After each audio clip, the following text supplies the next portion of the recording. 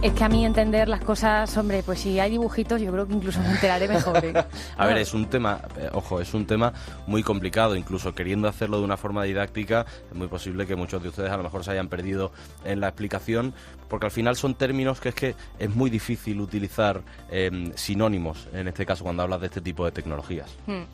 Yo creo que además lo que nos interesa es lo que tú decías antes, Alberto, ¿realmente va a sustituir el dinero o realmente, oye, el ciudadano de a pie nos interesa invertir en esto? Y por eso hemos llamado a Juan Ramón Rayo, economista, que seguro que nos ayuda a saber todo esto. Juan Ramón, muy buenos días. ¿Qué tal? Buenos días. Juan Ramón es que sabe de todo. A Juan Ramón le podemos preguntar Bueno, cómo es la diferencia del techo del material de Uralita en China y seguro que nos lo dice. Juan Ramón, buenos días. La primera pregunta es muy directa. ¿Son las criptomonedas activos interesantes para la inversión de un ciudadano con un poder adquisitivo medio, incluso tirando abajo? A ver, yo como siempre digo, una persona si se decide a meter su dinero en cualquier activo, primero tiene que informarse sobre ese activo. Eso de invertir en algo que no entiendes mínimamente, pues tiene sus riesgos, evidentemente, y además es que a poco que siga el precio de ese activo un rumbo que no te gusta, te puede coger el miedo y vender. Por ejemplo, Bitcoin llevaba semanas y semanas cayendo en picado, y todos los que estaban en Bitcoin sin entender Bitcoin, probablemente, o muchos de ellos vendieron. Claro, se asustaron y vendieron, exacto. Claro, esto es el fin, esto ha acabado con la criptomoneda. Bueno, pues ha prácticamente recuperado ya todo lo que perdió. Y aquellos que tenemos bitcoins y que vimos caer el precio, como más o menos entendemos la tecnología que hay detrás y el potencial que tiene, pues dijimos, bueno, pues esto es una caída transitoria. Algunos incluso aprovecharon para comprar más, pero porque lo entiendes. Entonces, ya digo, antes de meterse en algo, en Bitcoin o en cualquier otra criptomoneda, lo fundamental es entenderlo. Ahora, sí que animo a la gente a que haga un esfuerzo para entenderlo, porque sí hay algo detrás que es interesante. Fíjate, Juan Ramón, has nombrado el Bitcoin, la tecnología del blockchain, que es muy interesante porque los estados, a mi parecer, cada vez tienden a confiscar más, ¿no? A poner más impuestos, a tener más trazabilidad del dinero, y precisamente lo que hace el blockchain es pues que tu dinero sea inconfiscable, que no tenga que ningún banco pueda acceder a él, que ningún estado pueda acceder a él. ¿Esto es algo más interesante? ¿Lo hace más valioso? Yo creo que efectivamente, como has dicho, la característica principal, la característica económica principal, ¿no? Porque tecnológicas, innovaciones tecnológicas hay bastantes detrás de Bitcoin, pero la característica económica principal efectivamente es que es o aspira a ser inconfiscable. Comparémoslo con el oro, ¿no? Porque de hecho Bitcoin de alguna manera quiere ser el oro digital, el oro virtual. El oro es un dinero que queda al margen de los estados, porque los estados no pueden imprimir el oro, no lo pueden manipular, pero el oro tiene un problema.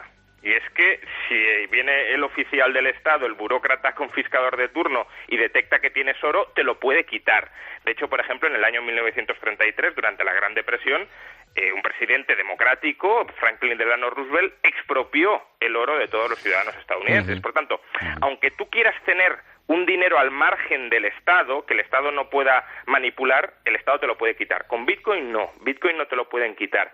Y por tanto tener un dinero que, como dices, queda al margen de la manipulación estatal y que además no te lo pueden quitar, te confiere una protección potencial frente a esa ansia confiscatoria que cada vez van a tener más los estados, porque venimos de una pandemia donde hemos acumulado una cantidad ingente de deuda pública. Vale, la cuestión es ¿cómo pagamos esa deuda pública? Pues no hay muchas formas, o con más impuestos, es decir, confiscación de tu dinero, o con inflación, es decir, confiscación de tu dinero, o impagando la deuda pública. Es decir, que todos aquellos que hayan comprado deuda pública confiando en que tienen un activo seguro, pues a lo mejor se les hace una quita y pierden parte de lo que han invertido. Hay voces que dicen, Juan Ramón, que el mayor uso que se le da a las criptomonedas es para estafar. ¿Esto sigue siendo así? No, tenemos evidencia cada vez más abundante, evidencia académica que descarta que sea esa la finalidad. Sí que es verdad que gran parte de la finalidad podríamos decir que es una finalidad especulativa. Es decir, mucha de la gente que se mete en Bitcoin todavía lo hace no como una inversión monetaria a muy largo plazo, sino para intentar ganar dinero en un plazo relativamente corto. Ahora, no es cierto que un porcentaje significativo alto de las transacciones de Bitcoin sean para actividades ilegales. De hecho, que esto no se suele decir, pero el mayor instrumento que se sigue utilizando hoy para actividades ilegales suele ser el dinero físico y la banca. Por tanto, eso de criminalizar a Bitcoin diciendo, no, es que alguien lo puede utilizar para hacer transacciones ilegales. Primero, que no sería muy inteligente, porque no sé si lo habéis explicado antes, pero Bitcoin es una moneda seudónima. Es decir, tu identidad está registrada seudónimamente en todos los ordenadores de todo el mundo. Sí, en un hash, ¿no?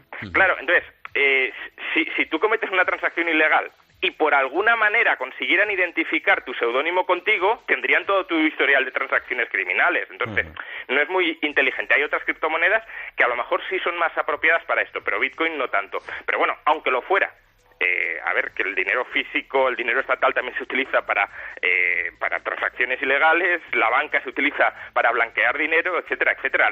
La propiedad inmobiliaria también se utiliza para blanquear dinero. Entonces, ¿vamos a criminalizar todo esto porque hay algunos que hacen mal uso? Pues no. Ramón, estábamos hablando de la pérdida de poder adquisitivo, sobre todo de la gente que no tiene posibles para, por ejemplo, comprar un bien inmobiliario, ¿no? Que al final es a los que de verdad afecta la inflación. La emisión de monedas sigue muy por encima de lo que demandan los mercados, tanto nacional como internacionalmente, y al final pues esta moneda, como bien decíamos, puede servir de refugio, además de inversión. La volatilidad del mercado hace que de vez en cuando haya picos que supongan beneficios sustanciosos para quien posee esa moneda. El Estado, ya sabemos que Hacienda ya regula el Bitcoin, pero si no es rastreable, ¿cómo se sabe exactamente las ganancias que has tenido?